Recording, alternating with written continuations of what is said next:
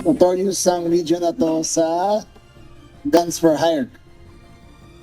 I gave them a deadline bago matapos ang March. Dapat nakuha na lahat yan. At lahat yan ay unable to operate anywhere in the Philippines. Ito ang naging direktiba ni Department of Interior and Local Government o DILG Secretary John Vic Remulla sa pagbisita niya sa Philippine National Police Camp Olivas sa San Fernando City, Pampanga kahapon. Nais ng kalihim na mabawasan ang nangyayaring krimen sa reyon, lalo na sa paparating na 2025 midterm elections. Number one, safety ng lahat ng kandidato at lahat ng tao for 2025. Ang instructions ko ay impartial. Walang kakampihan ng police force sa darating na halalan. Pangatlo ay dismantle lang lahat ng private armed groups sa region. Ayon kay Police Regional Office 3 Director Police Brigadier General Retrico Maranan, handa namang tumalima ang mga pulis sa riyon sa ipinag-uutos ng kalihim.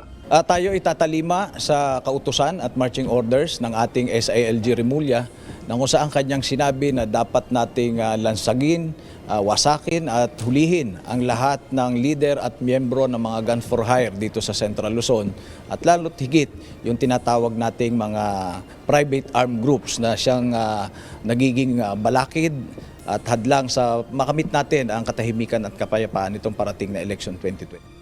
May kaugnayan ang nasabing direktiba ni Remulla sa nangyaring pagpatay sa mag-asawang online seller na si Arvin at Lerma Lulu, kung saan ang mga nahuling gunman ay sangkot sa 16 na murder cases sa riyon. Babala ni Remulla, may kalalagyan ang mga guns for hire groups sa PNP kung hindi sila titigil at susuko. Sa online sellers, saka sa mga masasamang loob, sa mga online sellers, sana dahan-dahan kayo. Mapulis didi kayo sa mga dealings nyo. Dahil sa perang ganyan na involved, ay delikado talaga yan. Number two, sa lahat na nagtatangka na panloko pa, ay kahit saan kayo, kahit sino pa kayo, hahanapin namin kayo, uulihin namin kayo, at paparusahan namin kayo. Pero walang EGK. Inaalam pa ng PNP kung sino pang mga kasabwat ng mga ito sa mga guns for hire group. Patuloy ang ating investigasyon at tayo naman, pag natukoy natin kung talagang sila may kinalaman pa o may mga organisadong grupo na involved dito sa gun for hire activities, hindi naman tayo titigil. Atin silang huhulihin, atin sila ikukulong, na sa ganon hindi na sila makapaminsala pa.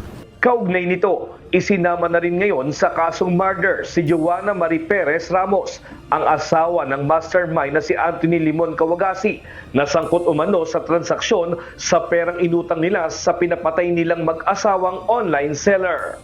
Nakuha pa umano ng mag-asawa na pumunta sa burol ng mag-asawang Lulu, pero hindi sila nagtagumpay na maligaw sa investigasyon ang PNP. Nestor Torres, UNTV News and Rescue. Diyos ang aming sandigan, serbisyo publiko ang aming pinahahalagahan.